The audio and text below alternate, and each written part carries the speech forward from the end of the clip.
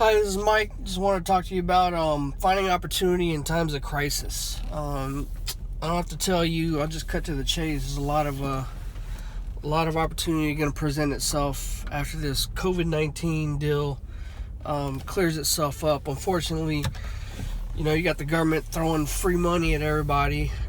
Call it free. Anything from the government is never free. But if you look around, you got a lot of people losing their jobs. You got small businesses going out of business. You got college students who just graduated from school, and the job market will most likely be shrunk after these businesses, especially like corporate jobs, that realize that they don't need huge office spaces and a lot of people to increase their productivity and save cost. So I'll just give you three off the top of my head, my prediction here, because same thing happened. I've been in the real estate market since 2002. After the 2008 crisis, roughly around 2011, summer 2011, I was able to pick up houses on various markets in 4 different states for pennies on the dollar.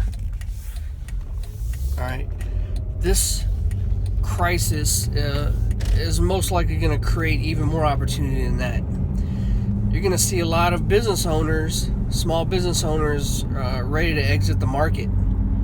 They don't know what is going to come about, what the future is going to look like for their business, and they just want to cash out. They want to cash out and get out, and no longer have the fear, the headache, or what they perceive as a headache or a hassle. But that presents an opportunity to, if you ever wanted to own your own business, probably be a good time to look around and capitalize on the prices, because you're probably going to pick some up at a very big discount. The same thing for real estate, like I did in 2011, 2012. It's unfortunate. I'm not saying that you should try to look for to capitalize on other people's distress, but the fact of the matter is it's there regardless. That opportunity is going to present itself regardless, and whether you capitalize on it or not, somebody will. So like I said, after the housing crisis in 2008, it took quite a while for that to recover, but we picked up quite a bit of property, owned property in 4 different states. So it's unfortunate. A lot of people have been laid off, losing their job, can't pay their mortgages. Unfortunately, they got all these houses in forbearance, but forbearance, it doesn't mean forgiven. It just means it's been forbeared. It means it's been put off. And when it comes time, that forbearance is going to come due all at once. And unfortunately, a lot of people aren't going to be able to, pay that all at once. So it may be another 18 months before you start seeing the results of those defaults. But there's going to be a lot of real estate available, that you could pick up for pennies on the dollar if you know what to look for, that you could turn into income properties. Alright, so that's one, real estate. That's 2. The first one is look for small businesses on sale. 2, look for real estate on sale. And my third prediction is, I would avoid the flipping market at this point, because with the amount of student debt, the amount of students, the amount of college graduates getting out of school with a massive amount of student loan debt, I don't think you can get out of school these days with less than $60,000, $80,000, $100,000 in student loan debt. It's unfortunate that you get out before you ever have your first job, and you already have the equivalent of a mortgage that can never never be wiped out, never go away, and you end up paying on that thing for at least 10 years. So the third one is that if you go into the real estate market and you're picking up these properties, you should go in with the thought that these are going to be long-term income producing properties. I only invest for income anyway, so I I have flipped a few houses just because it made more sense, but I would rather have the income coming in. The more passive income I have coming in from rental income, I don't have to worry about a job. I have income coming in. So I don't got to worry about getting up in the morning. I don't have to worry about an alarm clock screaming in my face every morning telling me, hey, get up, get dressed, get the kids to daycare.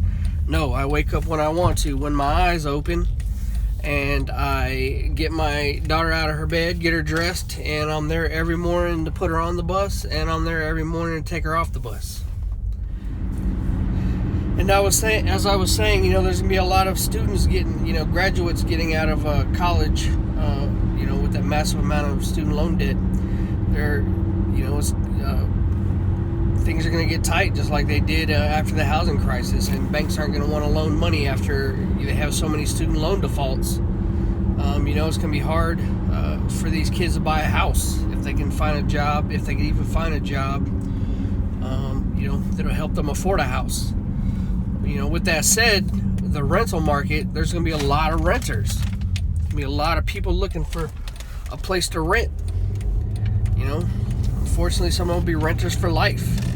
That makes the rental real estate market very attractive. So, 1 and 2, opportunity 3, make sure you're looking for income properties. I wouldn't be looking to flip properties in the next few years, mainly because you're going to see housing prices, you see less appreciation, but you can see rental rates go up. And you're also, with the government throwing all this free money at everybody, right now they're using debt. They're increasing the national debt, but eventually they're going to have to start printing money. They're going to be printing trillions of dollars. If you understand quantity and money theory, that's going to create a lot of hyperinflation, which is great if you have assets, but it's terrible if you have a bunch of liabilities. And if your only asset is your savings account. All right. So anyway, so you want to make sure you have your eyes open for opportunities that are going to come about. There are many, many more. For the sake of time of this video, I'll stop it there. I'll probably do another one. There's just going to be a lot of opportunities. So if you're feeling a little discouraged, a little distressed, take heart. If I were you right now, actually, I'm doing the same thing. Just sock away cash. You need to just be socking away cash and being extremely patient, because sometime within the next 18 to 24 months, you're going to see a lot of change. There's going to be a lot of opportunity out there, and if you don't have the money to take advantage of it, if you haven't been paying yourself first, if you haven't been socking away your seed money, just like years past, 10 years from now, you'll probably be saying, I could have took advantage of that opportunity if only I had the money. Or, I had an opportunity, that could have set me up for life, and I passed on it because I didn't have the money. So make sure you're paying yourself first. Make sure you're out there looking for opportunity. It's important. Even if you think you can't afford the opportunity, it's extremely important to start looking for opportunity, because until you start looking at it and getting creative on ways that you can make them happen. Ideas are currency. Every situation, every opportunity doesn't require money. So, but in any case, make sure you're socking away. Make sure you're paying yourself first. Make sure you're exploring opportunities. All right. Here's the prosperous future. Good luck, and we'll see you in the next one.